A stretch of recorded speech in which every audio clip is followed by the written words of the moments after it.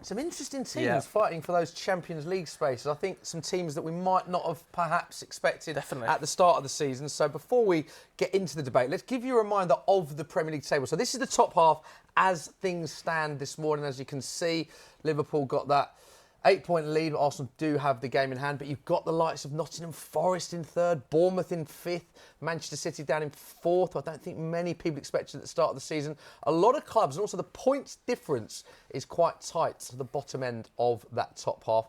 Top four is Champions League football, but probably fifth as well. Highly likely that fifth will be Champions League football as well. So gave us a good idea for this next section, didn't it? Yeah, absolutely. We're going to get our guests to tell us who they think is going to qualify for the Champions League, effectively. We've taken all of those top 10 teams. Yeah. Apologies to Brighton, who just miss out, basically. By the way, harsh on Brighton, because they've actually got a game in hand. Harsh on Brighton. Brentford leapfrogged them last night, based on the Friday night football. Timing, really. But we're going to go through each of the 10 teams, and you're going to put them on the board and where they are relevant, effectively. Okay. But you can only put 5 teams in the top 2 categories. So we don't want to see 6 teams, 7 teams, a good chance. Boring. Okay, we're going to go in alphabetical order as well. Rather than league table order, we'll do alphabetical order. We'll start with Arsenal. How do you think their chances of qualifying for the Champions League are? Surely at this stage they're nailed off. And you've got to agree on this, by the way. This is a joint decision. I think this one's a fairly easy one. Pretty nailed on, in my opinion. I think obviously showing that they're still in the title race, 5 points closing the gap now with Liverpool dropping points versus Villa. But I think they've shown themselves time and time again over the last couple of seasons. They're a comfortable Champions League team. Rightly so. I think the amount of injuries that they have in that front line, the amount of injuries they've had throughout their season, and the fact that they still just keep on chugging. Like, in my opinion, it's one of the most impressive things this season about Arsenal. I don't think they've been the most entertaining this year compared to the last few seasons, but they just keep on going, man. So credit to them. I mean, moving Marino into the number 9 against Leicester worked so well. Do you think he starts? Do you think Marino starts? He doesn't want to talk about Marino. Why do you want to talk about it? The other week against Leicester, I saw him coming on. I said, "What are they doing?" And then he went and scored 2 goals. So they found their new. They found their new Fellaini. It was beautiful. I bet you're glad Fuad mentioned that. He was there. I'll take a coaching masterclass again. You know what it is? He played a Fellaini. Moyes used to throw him up front. I think a moment of inspiration right there. Do you think Marino starts in the 9 against West Ham? I think he's a better option off the bench to bring on. I think that's. I reckon he starts against West Ham. I think he could. I mean, surely he starts. Sterling looked like he was short of confidence, and I feel like it could be just another different move for Arteta to make. My thing with the Marino thing, I just, for their own sake, I wouldn't want it to get found out too quickly. I almost feel like it's better as like a plan B off the bench rather than starting from the very go. Okay, stick it up. Nailed so on. Arsenal are nailed on. Don't forget 4 categories nailed on. Good chance, slim chance, and won't qualify. We go to the next one. Aston Villa. Remember, as Joe said, you need 5, maximum 5 in the top 2 categories. Villa currently 9th in the table on 39 points. Where'd you put them on the Saturday social whiteboard? Unless it is through 5th place, I can't see them qualifying. I feel like they've left themselves a little bit too much work to do. I think the inconsistencies in the league have probably been papered over a little bit by the good form in the Champions League. And I think they found that a little bit difficult to balance coming back from the European games, I think. But very good side. I think a lot of quality individually in the squad as well. But I think some of the other teams are just a little bit more consistent than they are. It's a really good point Fuad makes there, talking about the balance between Champions League and Premier League, because I don't think they've won any of their last 7 Premier League games after a Champions League game. So do you feel like they are, I wouldn't say all in, because they are, you know, they're playing great football across multiple competitions, but it feels like this season Champions League football at Villa Park is such a focus for them. Yeah, and I think you've seen this numerous times over the years. Newcastle last season, I think, as well, too. Having to balance both competitions did, I think, end up hurting them long term.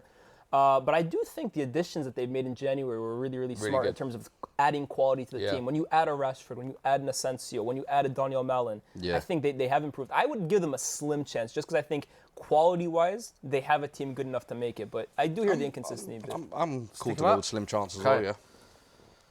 Next up, we have got Bournemouth, who currently are absolutely flying, can I just say. I think they've taken 28 points from their last 13 games. It's the 3rd best record in the league.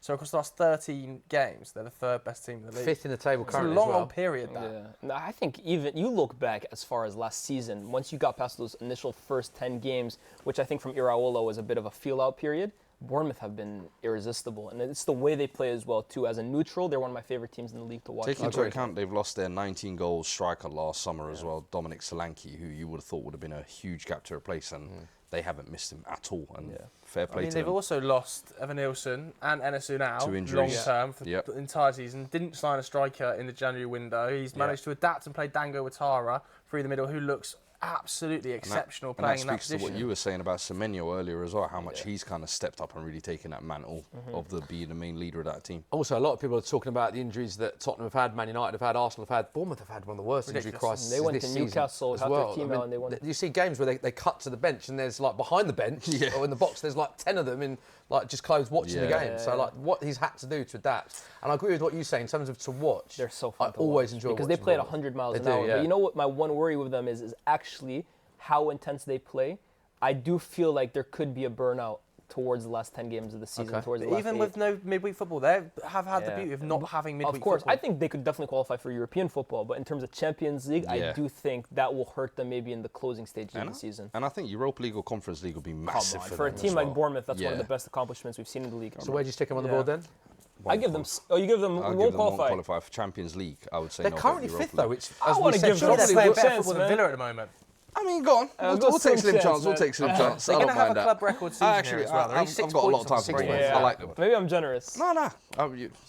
I think Bournemouth are flying. They really impressed me. I'll go Brentford next. Maybe here I'm not so generous. I have them here as one. I mean, they barely even qualified for this topic.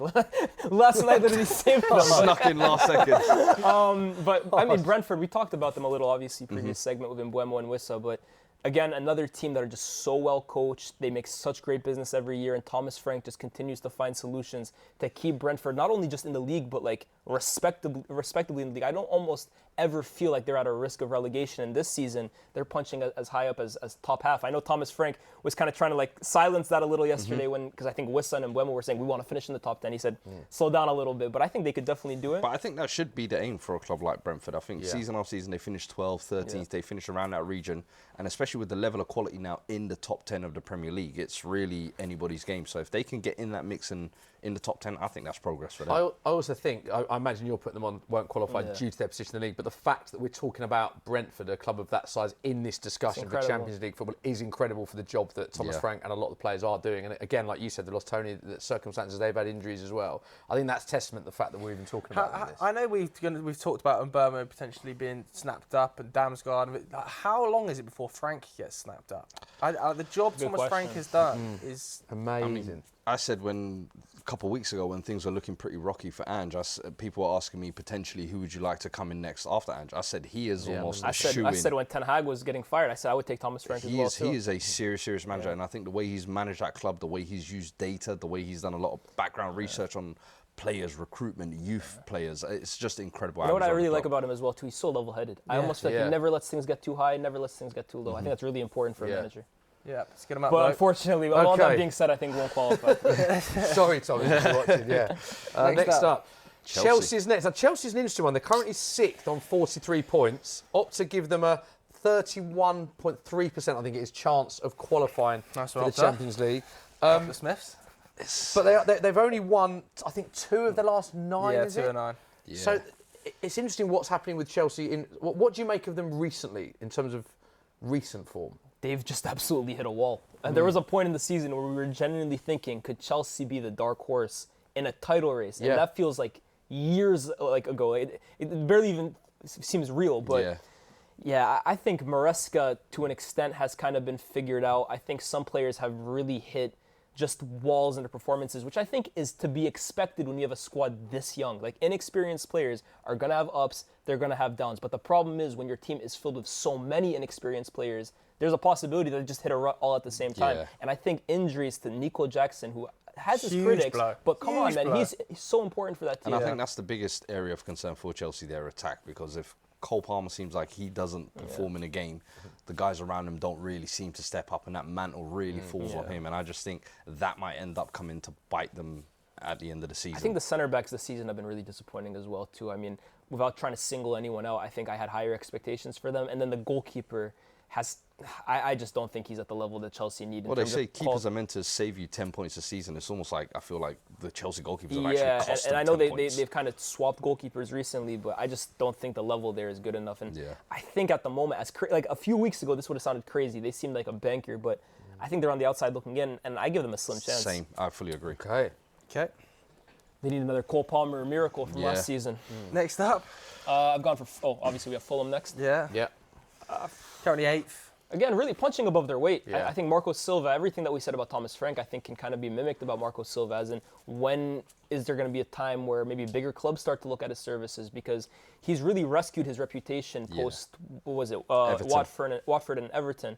And at Fulham, I know you like the expression band of misfits, but it's really players around the Premier League that maybe were struggling to make their mark at their respective clubs before have come to Fulham, and all of a sudden, a team that a few years ago were in the Championship and then battling relegation, they've been cruising around 8th, 9th, 10th all season long. And they play really good football as well, And that's real good sign of like coaching and man management, in my opinion. And the one thing I love about managers like Mark Silva, Thomas Frank, they're able to play on the front foot when they need to, but then they can also play hard, pragmatic, rock and roll football, pragmatic when they need to It's as well. so difficult to play on the road. Like away from home, only Liverpool and Arsenal are taking more points than them. They've got a weird stat that they're the only team with a better points per game against top half teams than against bottom half teams. They do turn up in the big game. They're unbeaten against Arsenal, I think, this season. I think they drew at Anfield. They turn up They in the big beat games. Chelsea at Stamford Bridge. Yeah, they're a big Where are team. you putting them though? But they aren't Won't 8th in the qualify, league, so unfortunately. I think they don't have. I don't think they'll have the quality to make it. Next up, I think we've got another tap in Liverpool. here. It's Let me tough think on this, about isn't this it? one Don't real spend too quick. much time on this one, do we? Champions elect. Salah to the form. Nah, come on, let's be real. Yeah,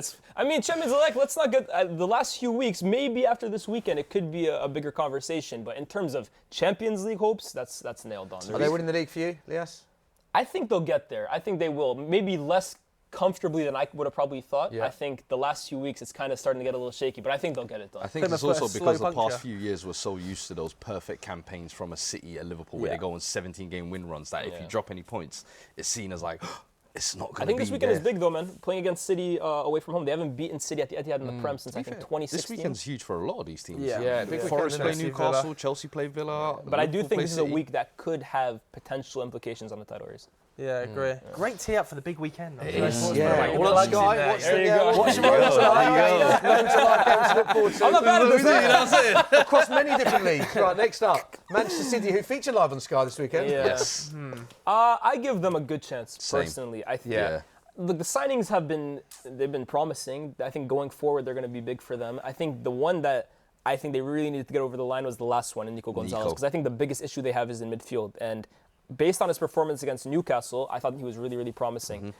Do they still have issues in this team? 100%. The injuries, the age, the defensive frailties, I think they do exist. But would I personally bet that Manchester City don't make the Champions League next season? I wouldn't. I wouldn't put a cent I would on also that. like to think the experience that they have in that team just of about to winning say that. titles, Yeah. I think the that would help quality them in the too, man. Champions League. And then also in the quality that they still have with players like Vardy, with players like Haaland, they can still step up. Savinho, the past 2-3 months, has been And they have incredible Pep as well. too. Like, And I feel like Marmoush has been a refreshing signing as well. He's going to add something for sure. I think that's an interesting point you make about the fact that there's teams here like Nottingham Forest obviously going great, Bournemouth going great, but they haven't been in this situation where they're fighting for Champions League football. City, yes, we know it's not been the season they hoped, but they've got so much big game experience that they're not going to be phased if they need to win the last 4 to get into a Champions League space because they've been there and done that. I think they have enough for that. Yeah. And I would trust them to be more consistent even with their form now than a Chelsea or Bournemouth. That's really what it comes down to. Yeah, because they are still inconsistent. City,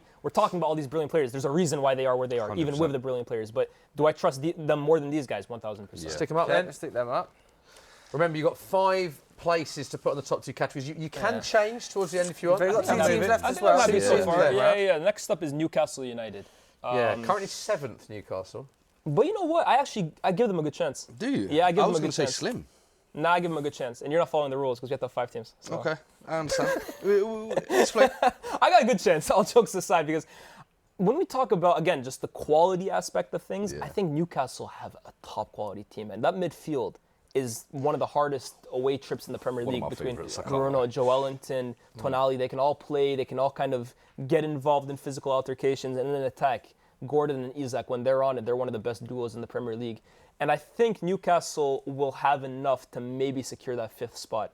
They're probably like closer to these guys than to these guys, but I give them the best chance out of these 3 teams. So I got them a good chance. I would agree with that. I would say probably the 5th place is probably their best bet, but They're I on good think form as well. They've won 7 of the last 10. Yeah. Like, I know they've had a couple of strange little results like Bournemouth The result. Bournemouth one and stuff. It was a strange Overall, the actual form has been very. And you know what it is too. Like when you have a player like Isak who you feel he can score every single game, that can lead you onto a really good winning run like they've been on. So. Do you know what we always talk about Newcastle? Isak, the goals. You have to talk about the back line as well. This is a mad stat, by the way. They've only conceded 2 goals from 135 corners. Big team. In the Premier League. Dan Burn, I don't think I've ever seen him lose a header, man. Yeah, there you go. Shaw. Okay, last team, Nottingham Forest. Yeah. Good chance. Unbelievable season. They're currently third on 47 points. Opt to give them a 41% chance of top 4. That is.